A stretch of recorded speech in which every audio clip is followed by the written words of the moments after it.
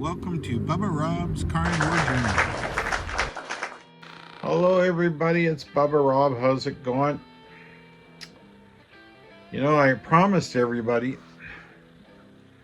that I would have a story time. You know, I'm going to tell you guys a story. Are you ready? And how I'm going to... So please stay till the end. You're going to...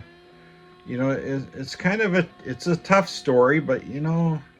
You're going to learn something from it, and you know, it might explain kind of why I am the way I am sometimes. And you know, I really work hard on not being judgmental, and I try not to be, and you know, put my stuff out there. So anyways, just stick to the end. It's a tough one, a few curse words. I already know there's going to be... It's a tough story to tell. Okay, you ready? Okay. Basically what happened, I was in a conversation with another YouTube influencer after I was being interviewed. And the topic came up because I used to work in corrections. And I was asked why I left. And my response was, I'll tell you something next time. If there's another interview. And actually that interview hasn't happened yet, but you know what, I think it's really important for me to tell the story, because if I tell you this story, you can understand kind of what way I am the way I am, and how I want people to pull up their socks and not wuss out and be strong and do what they can to get better, because I've been through it. And you know, it's just kind of the way it is. Okay, you guys ready? Are you sure? Are you ready? Okay, let's get on it. One of the things I've learned in life, if someone has to hear themselves thinking, it's dangerous. They're usually rats. You know, you can never trust them. You just can't. I can't tell you how many examples I've seen of that in my life, especially working in corrections with inmates and fellow staff members. And you know, that whole type of behavior, one reason why I gravitate towards the biker community is it's not tolerated. You know, you got to have trust. Trust in your fellow person, your brother, your sister in life. My father always told me I was not put on this earth to take shit from anyone, but if I did something wrong, I had to apologize and take it like a man.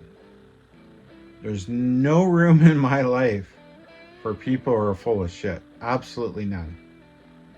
And what you got to do with me, and I try and do my best to adhere to this, you got to do what you say you got to do. Honor your word. There's too much of this stuff. People not showing up on time. They feel because of texting or YouTube, they can say things to people that aren't nice, and they're not accountable because they're, who knows where they actually are, right? Just people say mean shit all the time. I don't get it. I don't.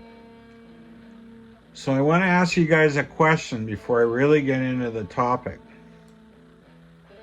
What are the 3 lowest forms of life as a human being? Does anybody know? Okay, you ready for this? To me, number 1 is a pedophile. 2 is a sex offender, especially one commits abuses against women. It's just disgusting. And 3 is rats. People who can't take responsibility for what they do and point the finger that direction or that direction, but never this direction. It's just, You know, you do shit in life, you got to take your lumps. It's just the way it is. You got to take responsibility, right? While we're here on this journey, we got to take responsibility for our eating habits. Nobody else's fault, okay? Just telling you. It's not the government's fault, not your family's fault. You know enough by now that you got to work on yourself and change those habits, okay? And the fourth one, well, actually, the not honoring your word is the fourth one. Just somebody's a lying, bullshitting opportunist. And it sounds like most politicians. I mean, actually, yeah, that's pretty much the size of it, isn't it? You know, especially with all the elections that are going on now. Boy, I don't know how people, especially in the States, can handle what's going on down there. Blows my mind every year. All these new YouTube newscasters. I mean, geez, I had somebody phoning me from down there and actually believing some bullshit from some Indian news agency that the Prime Minister of Canada had coke on his jet in India. I mean, how ridiculous is that? Oh, it just blows my mind that people believe that. Just, anyways, enough said about that. Anyways, now time for the story. Back in the 90s, and this is why I quit. I had a friend of mine, a fellow officer I worked with. I'd known him for a long time. And he tried to commit suicide.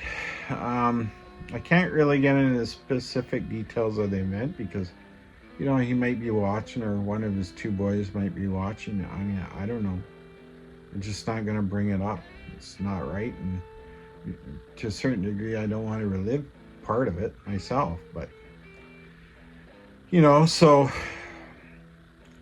when that happened, I went on behalf of the union, not just myself, and they arranged me to get emergency leave to do what I had to do. So I went to his place, and it was very sad to find my friend in that condition. And if you knew who he was and how tough he was, it would blow your mind to see how much he deteriorated. It's terrible. But what I did was I got him in the hospital.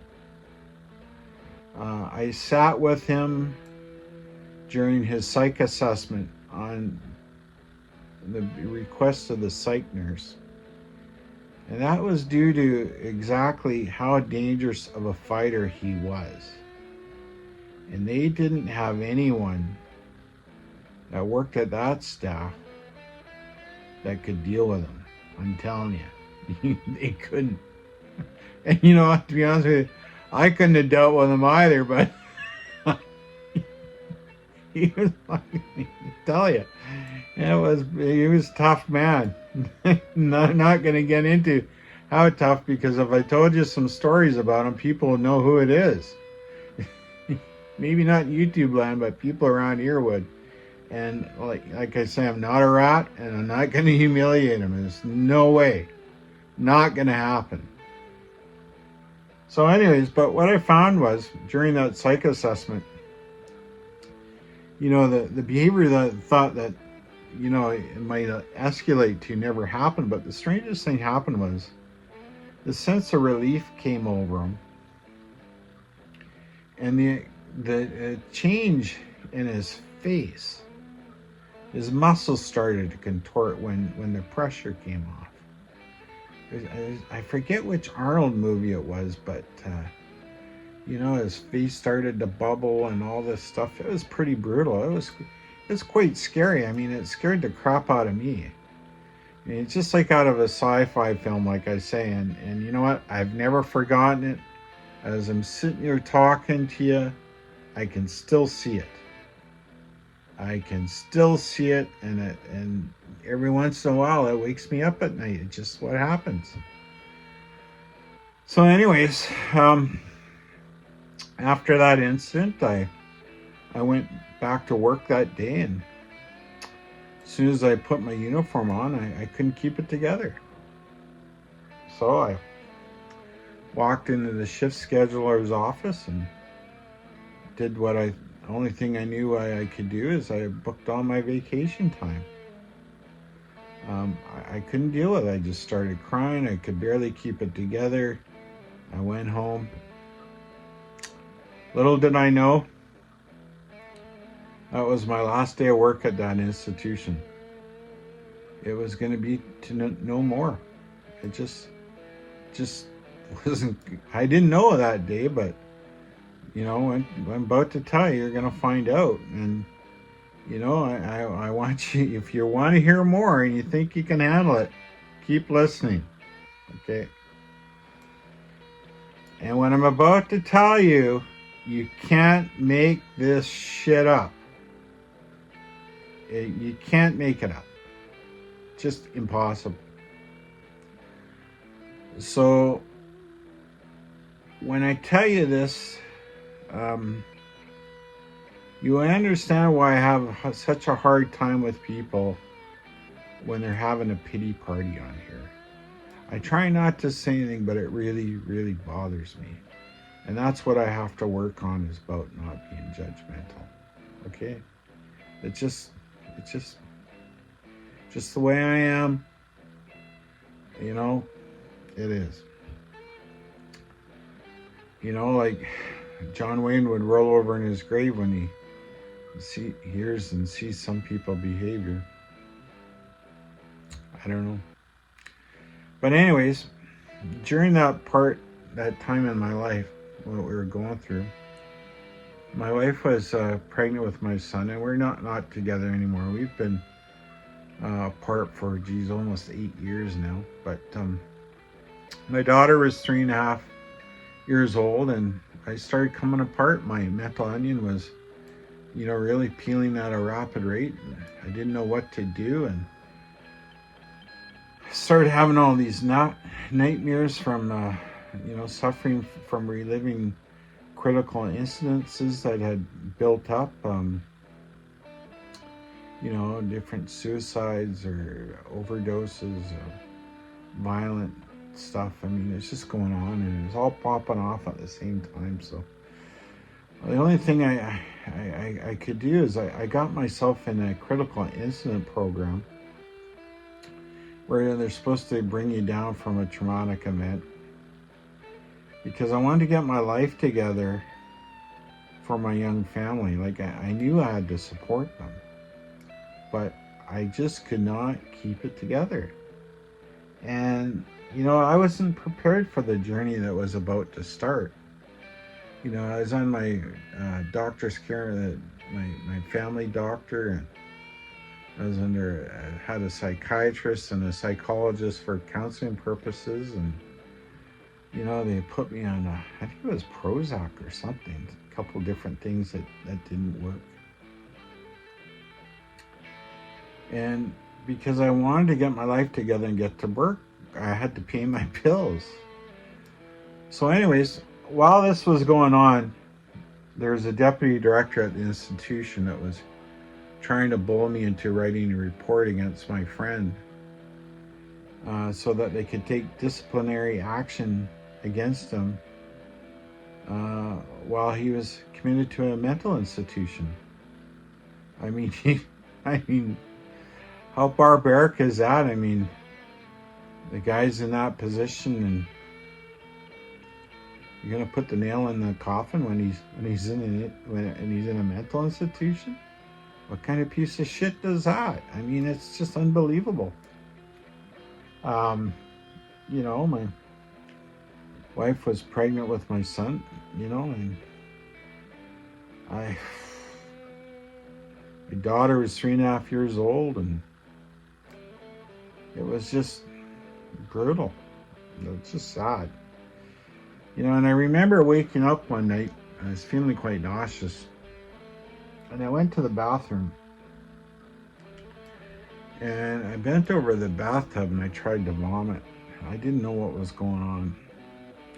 All of a sudden I had this excruciating pain in my chest, and I called for my wife and asked her to call the ambulance. My daughter woke up and was crying, and my parents woke up and came down, and literally it was the worst fucking pain I'd ever gone through. all I knew is I had to calm down and focus. Like, I knew this was serious. You know, this isn't like a little ache and pain for starting to walk for weight loss. This is a serious flipping having a jammer kind of pain, okay? And the one thing that went through my head, and you might not like me hearing this, but out of a matter of survival, the only thing that was going through my mind,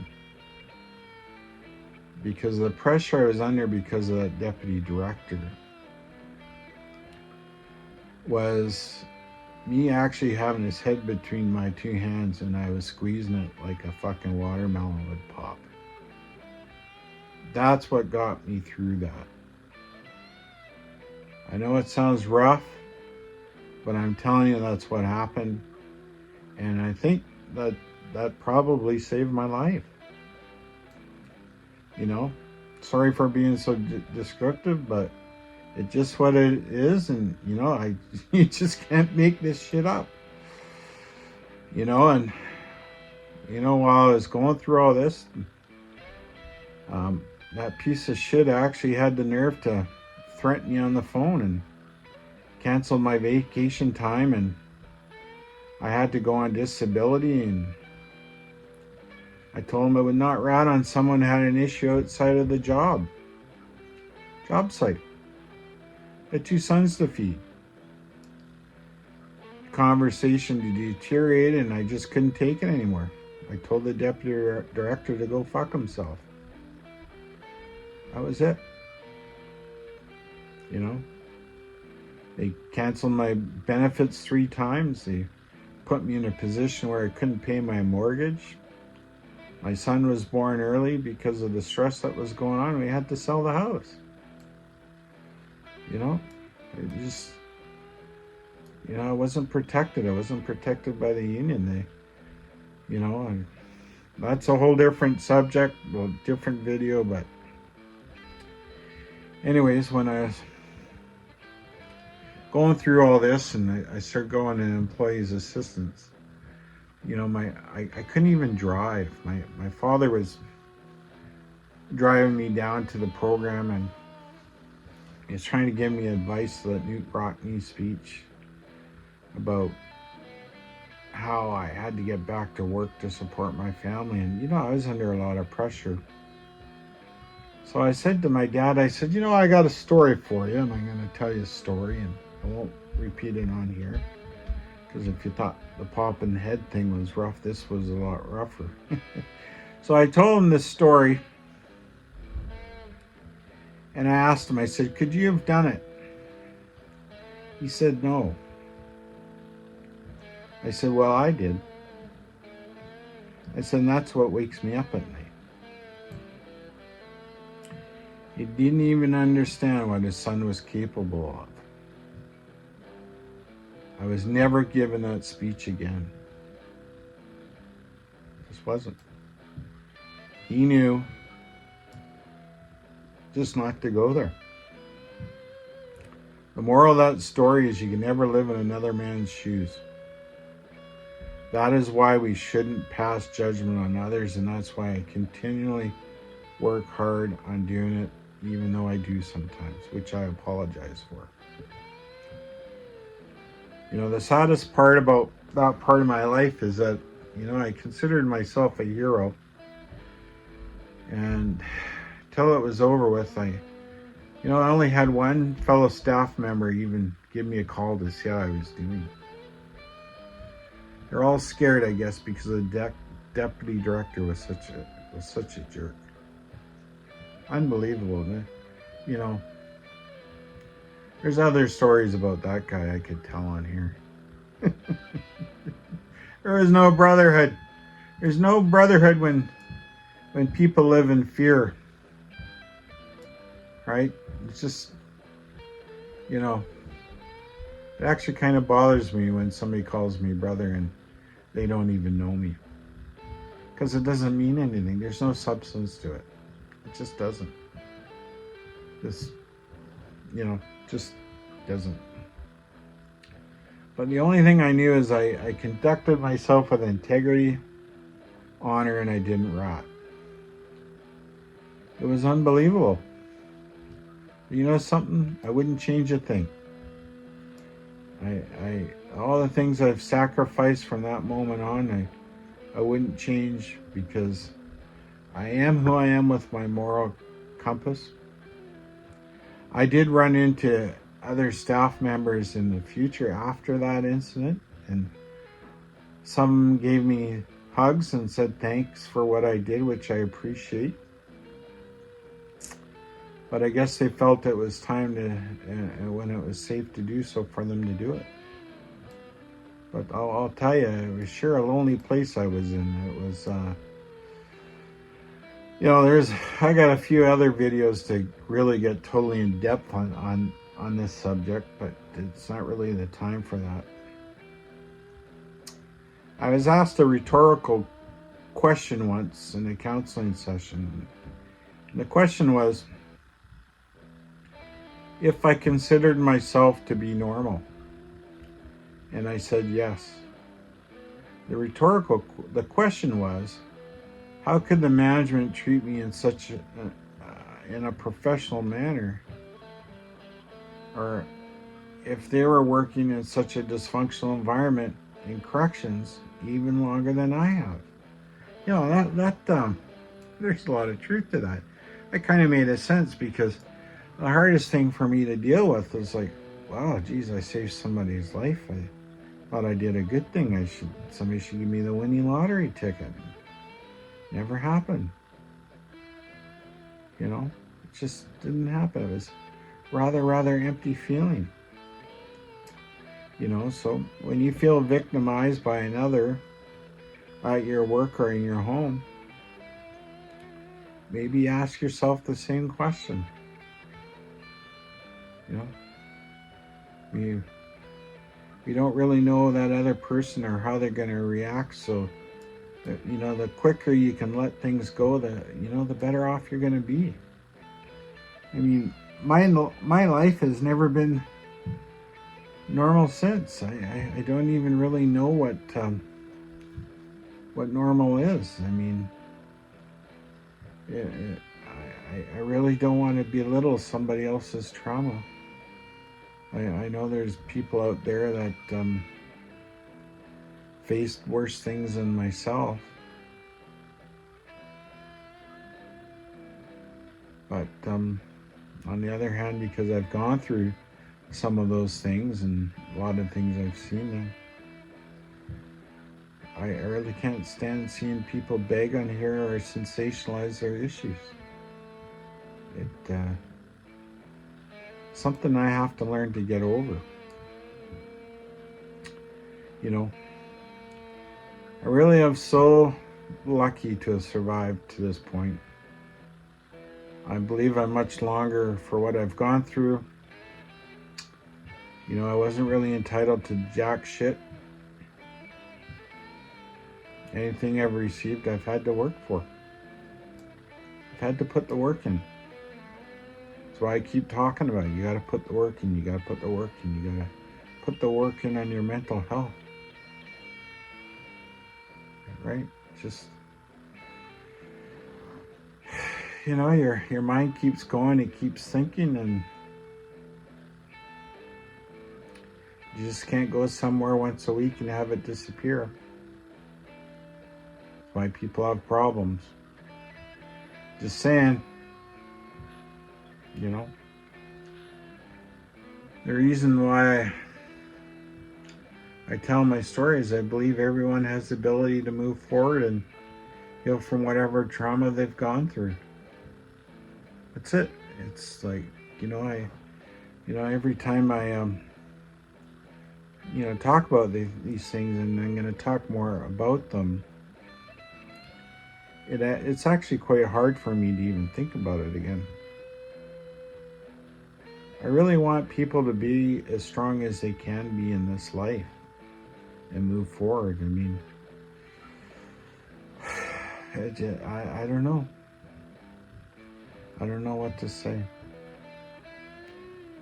I guess that's really my story today, and I really want to wish everybody the best of luck, and try and keep some semblance of integrity in your journey in your life.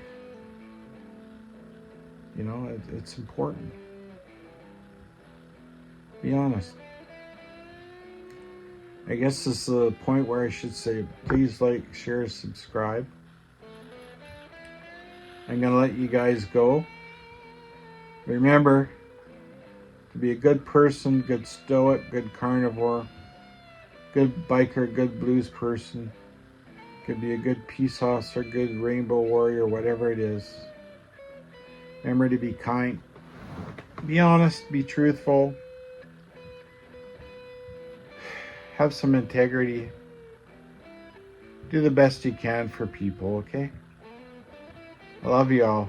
Have a great day. Bye-bye.